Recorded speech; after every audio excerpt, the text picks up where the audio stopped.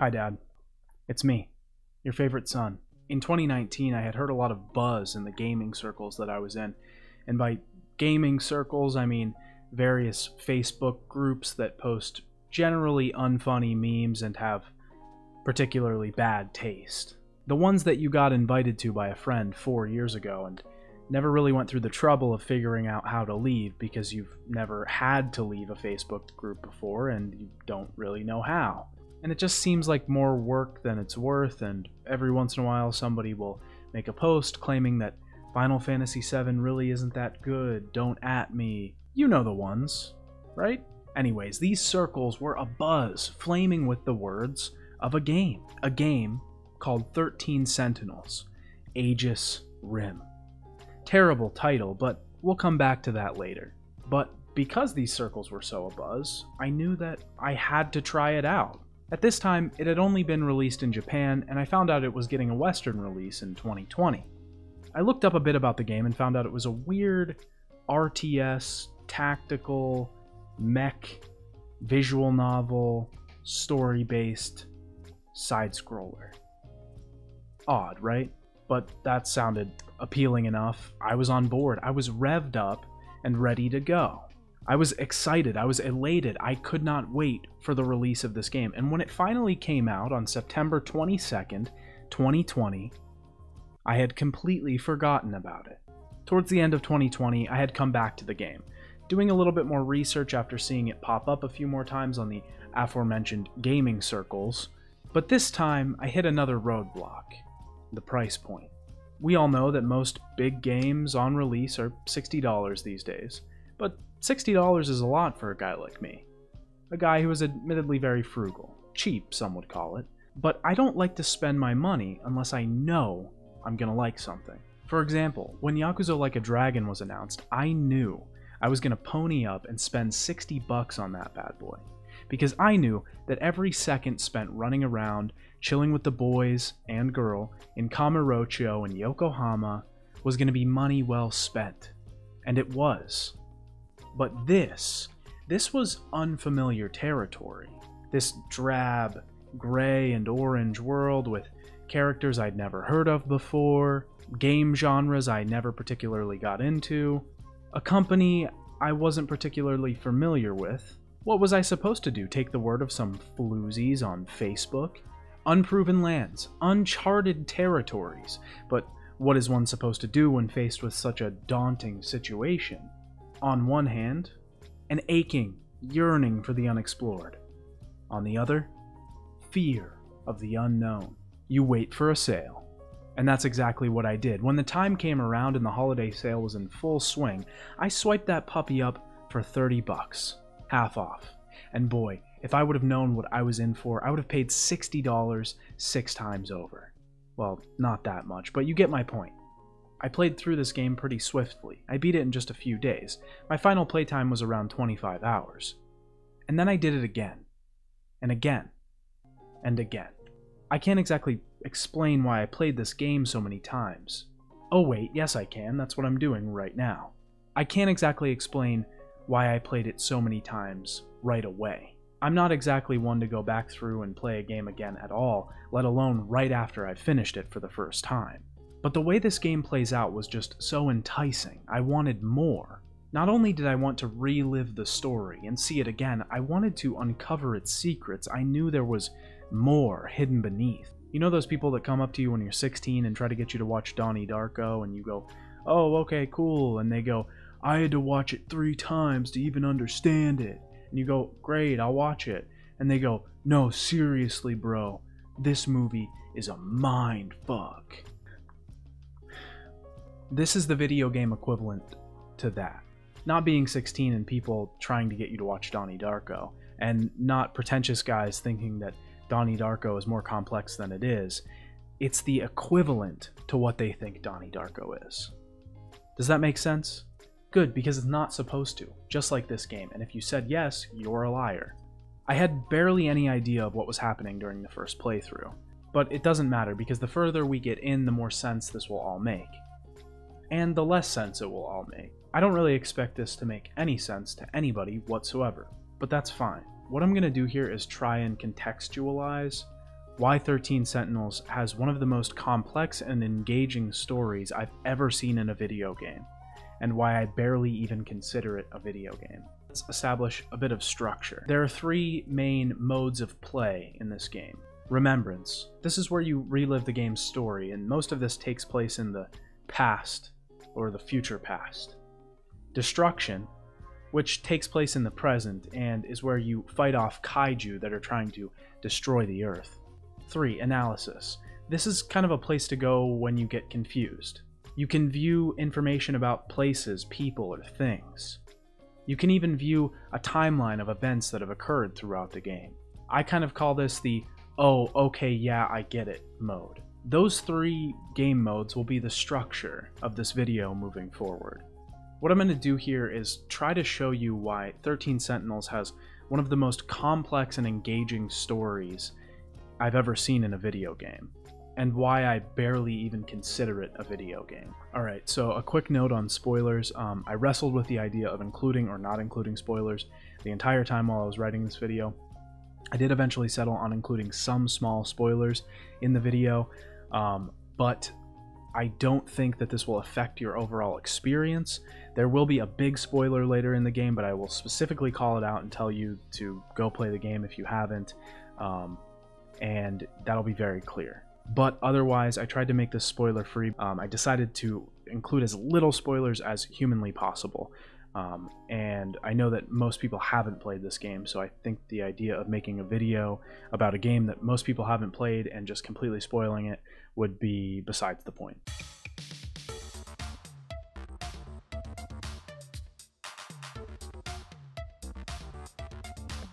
"13 Sentinels Aegis Rim" was developed by Vanillaware, who've made such games as Odin Sphere and Dragon's Crown, and it was produced by Atlus's Akiyasu Yamamoto. 13 Sentinels was Vanillaware's first foray into the sci-fi setting.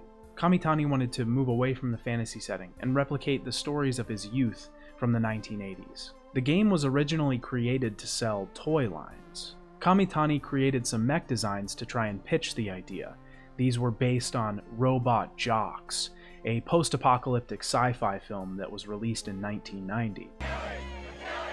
Watch for that kick, he's tricky.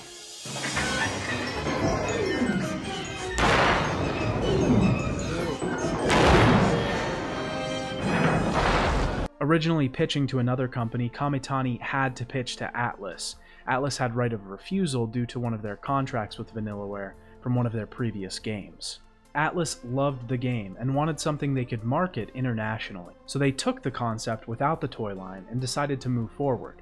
The game was originally being developed for PS4 and PlayStation Vita. The Vita version was scrapped when the original release date in 2018 had to be moved back due to needing more time for development. During development, people that worked on the game constantly describe it as this expansive, ambitious thing that, as Kamitani puts it, was the culmination of his work and skill up to that point.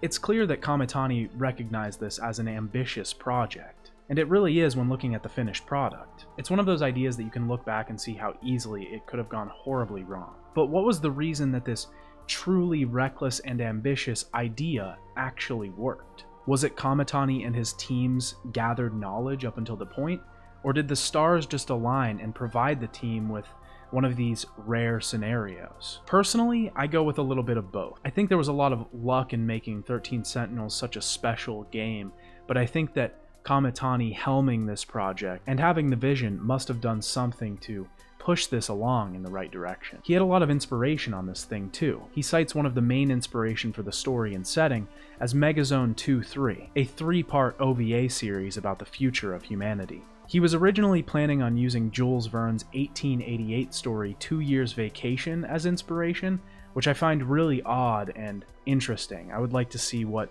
that version of the game would have looked like. Kamitani cites the idea for multiple protagonists was taken from Chugakusai Niki, Chugakusai Niki, Chugakusai Niki, Chugakusai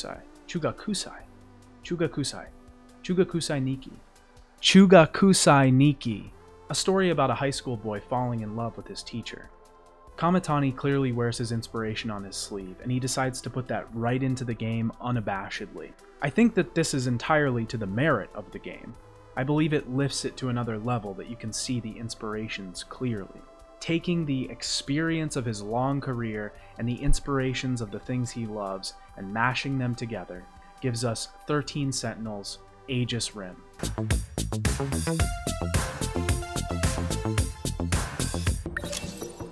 Remembrance is this game's story mode. In this mode, you can play through each character or protagonist's story from their perspective.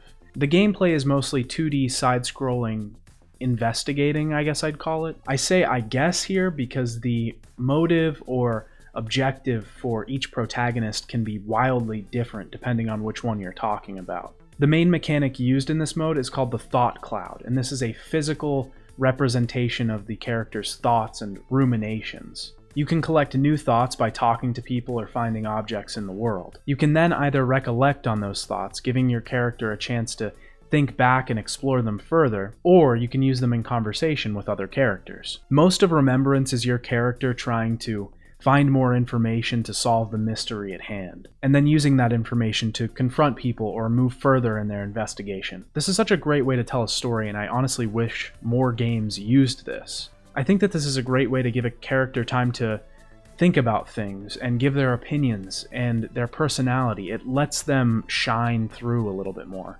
These stories aren't just their own isolated tales, though. They're all connected, whether directly, meaning that they actually overlap with other characters' stories, or in a general sense. Not because people show up all the time in other characters' stories, but because it's all one story. I'll elaborate a little bit on that later. Each character has their own prologue. This small chunk introduces us to their personality, their individual motives, and their aspirations. It gives us a small taste and introduction into what this story is about, and how it affects the most important story, the overall story. We get to see a flowchart of different paths that this character might take. Each character has a percentage mark underneath their protagonist on the selection screen. This gives us another notation of progress, just like the flowchart does. But this progression can be locked at certain parts during the game. Sometimes you'll be locked out of one protagonist's story, and the only way you'll be able to continue is if you complete more of another protagonist's story. Sometimes you'll be locked out and need to complete destruction waves to progress. Sometimes you'll even need to unlock more mystery files. This mechanic seems small, but it's the glue holding the wood together. This is what allows the stories to unfold the way that they're meant to. This is Vanillaware choosing what happens when. Each story unfolds slowly, and you learn a bit more about each character as you go on, and in turn, the world that they live in. A lot of 13 Sentinels' story is played through memories, flashbacks, or dreams. Sometimes the memories are dreams, and sometimes the dreams are memories. For our concerns, that doesn't really matter. It matters that this is how the game presents the events to us. We aren't experiencing the story as it's happening, or even as it's happened, or as it's going to happen. We're experiencing this story as individual events that are spread all around. It's like puzzle pieces being placed on your coffee table, one at a time, until eventually, once you have all the pieces, you can put them all together, or try to put them all together, and then fail and leave it for a month, and then inevitably just shove them all back into the box because you're sick of looking at it. Anyways, this furthers the idea that this is not a story being told, but this is you trying to figure out what story is being told. The game is oddly a detective game more than anything else. The real game is trying to fit everything together at the end. There's sort of a moment at the end where you get the realization, the big twist that the game's been building up to. Normally this is a revelation, a satisfactory one. Normally you're given the information and you are surprised, shocked, and full. But with this game, it's not even that you're not surprised or shocked or satisfied. It's just that the revelation that's been given to you solves the game's smallest mystery. There are so many puzzle pieces missing and so many mysteries left to solve, and that's where the real meat of the story is. That's where the real satisfaction lies. It's in those mysteries that can only be solved once you have the full timeline laid out in front of you and you have the chance to piece it together. I think that this game has a spirit that I've been searching for lately, and spirits aren't always easy to describe. Lately, I've been in a rut with modern games, one that leaves me craving more. I want what I can't really have. That's the satisfaction of discovery, of unspoken challenge completed. Things that exhibit this unspoken quality are what really attract me these days, and I think this game has that. I mean, it's really hard to contextualize why Siren is such a really good game, or why MX vs ATV Unleashed is still so fun to play. I can sit down and talk all day about why Persona 5 is good. It makes sense, it's contextual, there are reasons, but when it comes to games that exhibit this spirit, it's almost impossible to describe. This game scratched that particular itch for me, and it was really refreshing. But there's a reason that I'm hesitant to even call this a game. I don't say that with any detriment either, by the way. I think that 13 Sentinels is more of an experience, but I think it's an experience that you can only have once.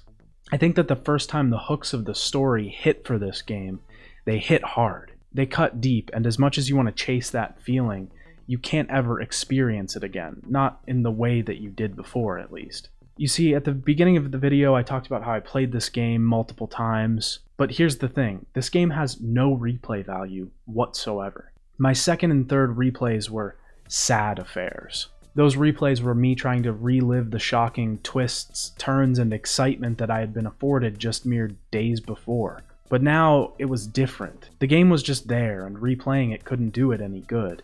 It's like having the best candy bar in the world, and then right after it, deciding you want another one. So you go back for a second, but when you unpeel it, it's a Nestle Crunch bar. Then you sorely stuff your mouth in disgust, and you go back for a third.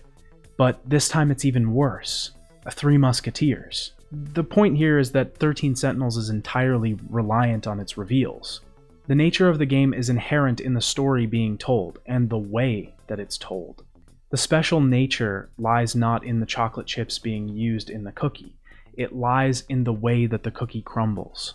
Too many food metaphors.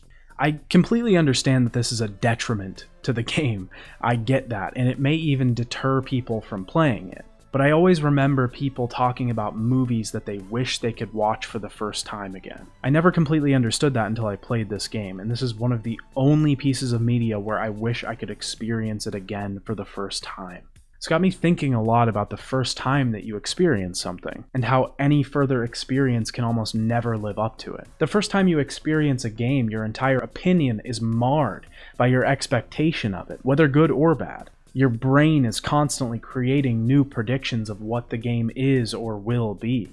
These constant predictions are quickly, every few minutes, turning into letdowns, expectations met or exceeded. And this is autonomous, it's nothing that can be changed, it's just the nature of the first time. I specifically have a memory of seeing a poster for Breaking Bad when I was a kid. I saw Walt and Jesse sitting beside the RV on the side of the road in hazmat suits. I knew nothing about the show, I had no idea who the characters were. Instantly, that image created an idea in my head, an idea of the show that was based on nothing but a picture. And when I finally ended up watching the show years later, it could never meet that idea that my brain had created. That didn't mean that the show was bad or that my idea of the show was bad. It just means that my first experience of the show was ultimately altered by my perception of it. In this way, I think that the first time that you experience anything is going to be unique to you. The second, third, fourth, and so forth times you experience something, you'll be on an even keel with everyone else. By then, your expectations are gone, and you know what to expect at this point. Your expectations can't be altered by your perception of anything. In this way, the second and third playthroughs that I had completed were the most pure, and they were the most true, but I don't care. My first playthrough was still amazing. It's an experience I would love to have again, but I never will. The ultimate point of this video is not picking on the game or talking about myself or anything like that, but my motive here is that if I can't have that experience again, then I highly suggest that other people should. Since we are talking about the story mode, I am going to talk about one character's story in depth. Like I said, I didn't really want to give spoilers, but I do specifically want to talk about this one character and just give a brief overview of their story. I think that their story is my favorite, and it's the most interesting story in the game. I also don't think that this story has any big reveals that are going to be spoiled. Like I said before, I don't think that this game is about what happens in it. I think it's about the way that the game is played.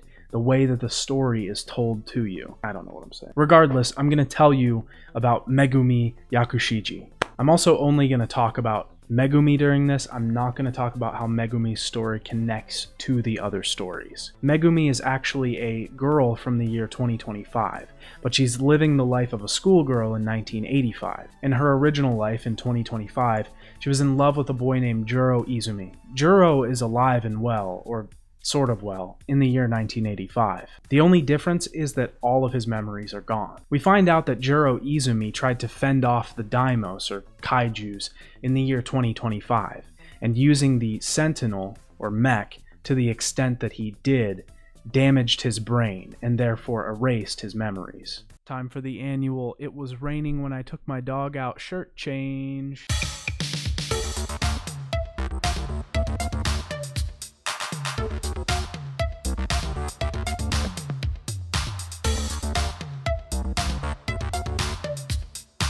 The people that are watching over Juro fear that reverting back to his old memories will cause more damage to occur to his brain. They wiped his memories and replaced them. He now lives as Juro Kurabe.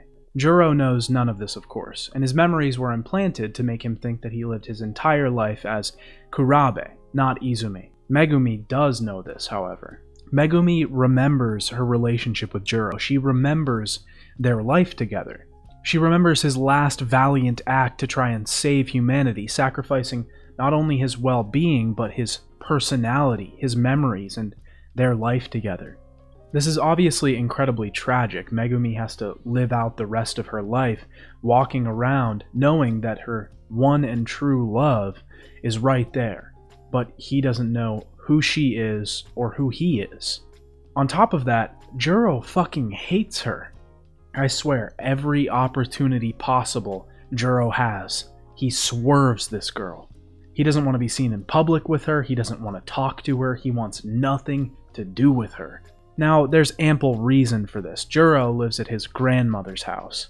And while she's gone, Megumi decides to rent out a room at Juro's grandmother's and keep an eye on him and make sure he's alright. She also wants to take care of him. She makes him dinner every night and tries to spend time with him. Not only has she lost the only thing that she loves, but now she has to sit and watch it, constantly just out of reach. Enter Fluffy.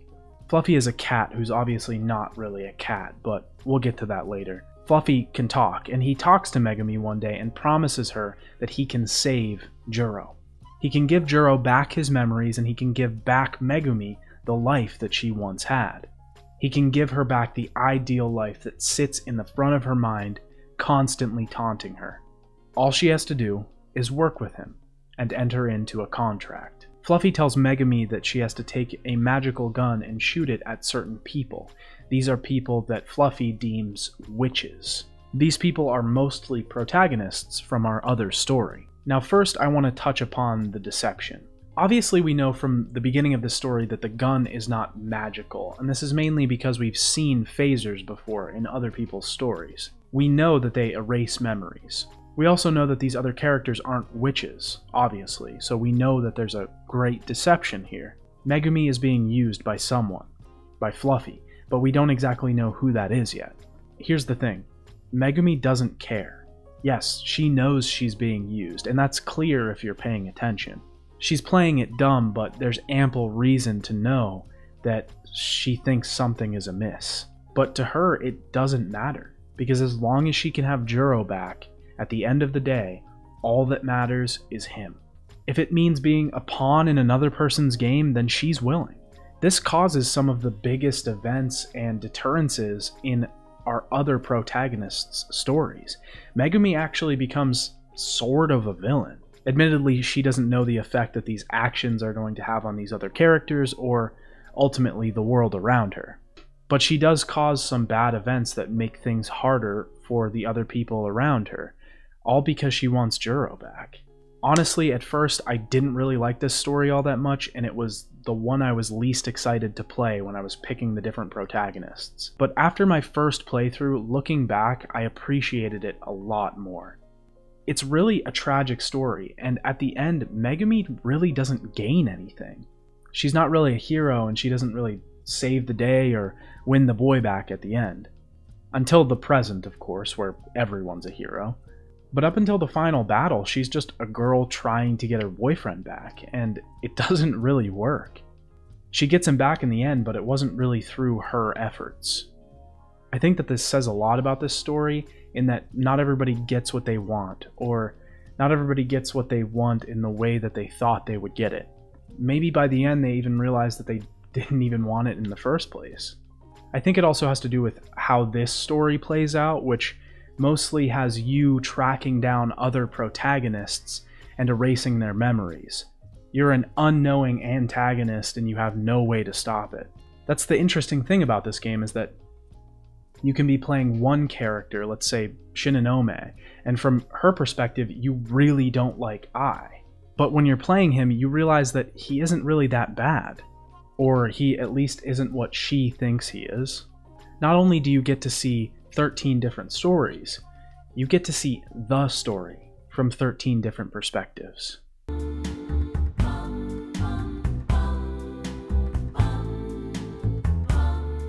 Destruction feels strange in this game, but I love it.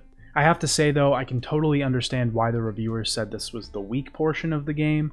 Personally, I think Destruction provides the audience a simple enough but complex battle system that delivers a challenging reward, but also provides another vessel to convey the final narrative that the story has culminated to at this point. As you're playing through Remembrance, you're constantly going back to this mode, defeating kaiju and defending the cities of Earth. On its surface, this is just another mode that's added to the game to give some people some action, throw in some RTS so people don't get bored of the story, but it's so much more than that. Each level in Destruction is a wave. At the beginning of each wave, you choose your attack squad. You have 13 characters, the same protagonists that you play in Remembrance. You can choose up to 6 to battle actively against the Daimos. The other 6, as long as they aren't overloaded, will act as a defense squad, offering up small buffs or assistance during battle. Speaking of overload, I think it's a really interesting mechanic that sneaks its way into Destruction mode. In the world of 13 Sentinels, as we know, it doesn't exactly feel good to pilot a mech. It takes a toll on your body and mind. This means that in Destruction mode, you can only use each pilot twice before they have to sit out a battle and take a breather. You can instantly recover your entire squad from overload, but then you lose your score multiplier, but that only really matters if you're trying to platinum the game. But I think that ignoring the recover button is kind of the ultimate way to play Destruction mode. I think it adds another narrative element to the mode. It makes me feel like, 1, each battle is having an actual effect on my team, and 2, it's forcing me to use characters that I might otherwise not. Like if I wasn't forced to, I would just use the same OP loadout over and over again and just wipe out all the enemies in front of me. For example, I would specifically never use Ogata because Nikijima is the same type and he's a killing machine. Each character also feels different in their own way. Their movesets and abilities reflect the type of person that they are. Some characters even have link abilities that are specific to the people that they like or dislike. If they're fighting in a battle with a person they like, their abilities might do more damage or they might get more healing. If they're fighting in a battle with somebody they don't like, they won't get buffs at all. The battle system does get quite complex. In the world of 13 Sentinels, there are 4 generations of mechs. The first generation Sentinels are melee-based mechs. They can't attack foes in the air, and they have to bring them down to their level before they can. The second generation Sentinels are all-rounders, able to do damage from a distance and get up close when they need to. They can also place some defensive weapons like sentry guns, which are one of the most OP things in the game by far. The third generation Sentinels are long range. They do big damage from far away. The fourth and final generation of Sentinels are flight support. They have the ability to fly across the battlefield and attack long range, as well as summon a small fleet of drones to attack kaijus on the battlefield, which is the most OP thing in the game. Each character also gains a new ability every 5 levels, and you can increase their 6 main stats once you reach a certain point in the game. While this all does eventually culminate in spend more currency, do more damage, it properly constructed the illusion that my team was getting stronger over time. By the final wave of the game, I felt like we had all grown a lot. I felt like we had destroyed waves of kaiju, like we had fought tooth and nail, like we were on our last legs, but we were stronger. I think the level of freedom here in being able to customize each of your characters and being able to customize your team's loadout is what really interested me. This can be played in so many different ways, and during each of my subsequent playthroughs I decided to switch it up and change my loadouts to try and challenge myself as much as possible. While we're on the topic of challenge, I would highly recommend playing the Destruction mode on Intense. Even though that sounds heavy, the normal difficulty for me was way too easy. I only died once going through all of the destruction waves, and I'm not really experienced in this genre at all. Alright, I get it. You're probably thinking, oh, they just split all the gameplay into one mode, split all the narrative into another, all shoot, no story. That's just not true. I think that one of the biggest narrative punches in this entire game happens in Destruction mode. I'm not going to talk about that here though, because I think that's better placed in a future section, so we will get back to that in a bit. But for being one of the heavy meats of the game, I felt like Destruction delivered a complex and compelling battle system that made me feel the punch. I could feel the reverberation of launching a flock of long-range missiles and seeing them land to wipe out a squad of drill flies. The other thing about Destruction is it's where you learn about the different types of Daimos. You learn what types exist, how strong they are, what they do, what they were made for. There are also little conversations before and after each wave that deliver some more narrative information. A little side note here is that if you are going to play the game, I would recommend that when you're playing, play as much of Remembrance as possible before you go back to Destruction. Like I said before, sometimes you'll get locked out of Remembrance and you'll need to go complete some Destruction waves. Don't push through Remembrance as much as possible because there are some little spoilers that can happen. You can find things out in Destruction before you find them out in Remembrance, and I just think that those narrative punches hit a little bit better in Remembrance than Destruction. That's all.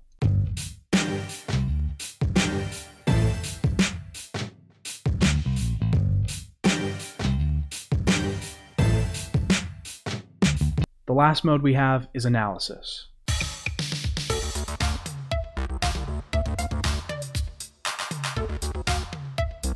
I just want to be clear, I think that this mode is the most useful. Even though the least happens here, everything happens here.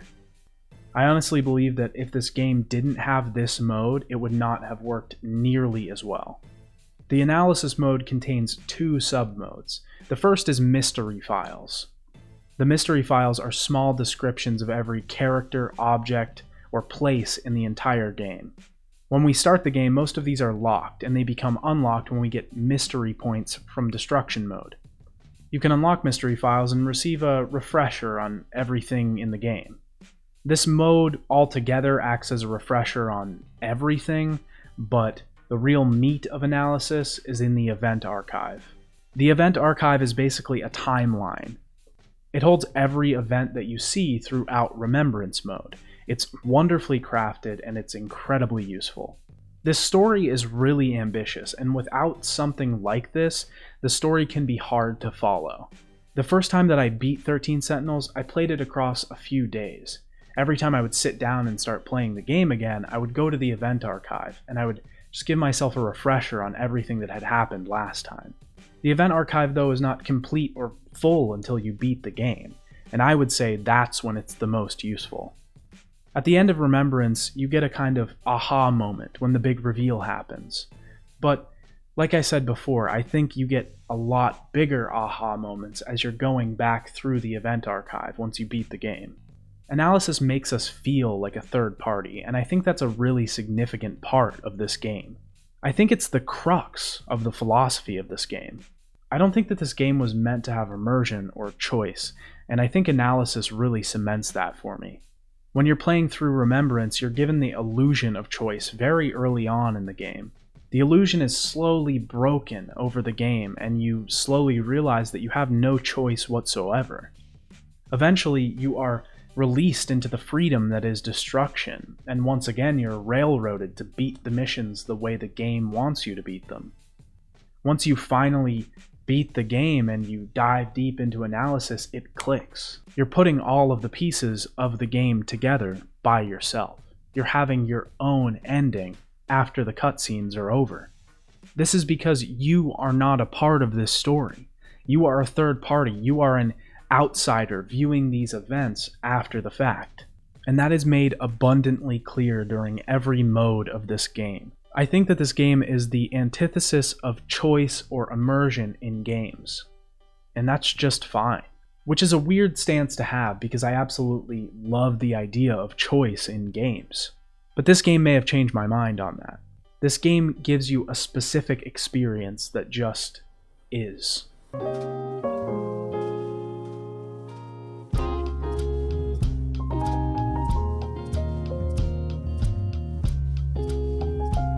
Normally, I wouldn't talk about the music in a game unless it's exceptional.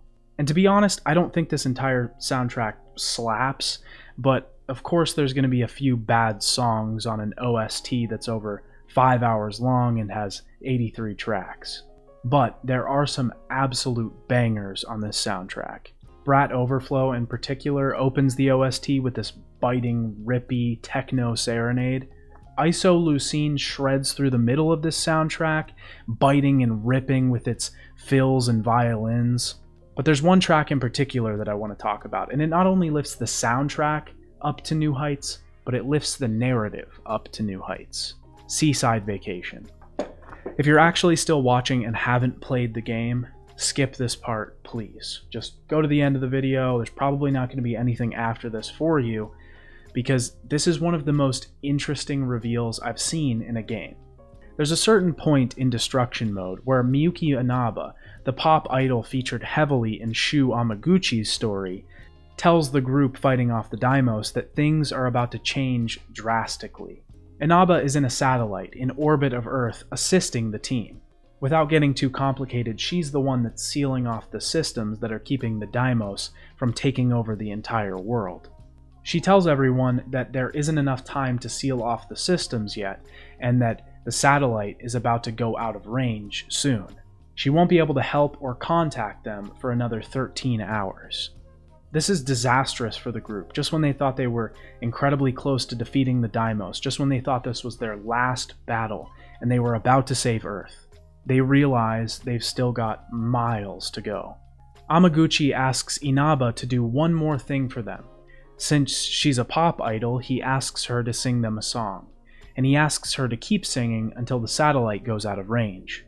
Once her singing stops, they'll know that she's gone. This final battle of the sector plays out. You have to defeat the Daimos. All the while, this song plays behind it, Seaside Vacation, the only one with lyrics in the entire game. Inaba is singing during the entire battle, and she's serenading you while you're fighting off waves and waves of Daimos. When the battle is done, the song ends, and you know that Inaba is gone. Not just her as a person, but an idea, hope, a win. You realize that with her leaving, another 13 hours of fighting has arrived. Vanillaware shows us just exactly how strong of an emotional punch one song can pack when it's delivered through this narrative envelope. In this instance, it's not just a song playing behind a battle, it's not just music behind a cutscene, it's a moment. It represents something. That meaning isn't just inferred or subjective, it's felt, it's displayed.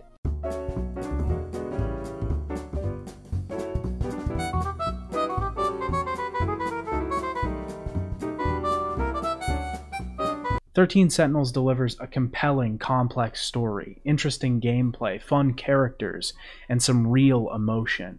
So why aren't more people talking about it?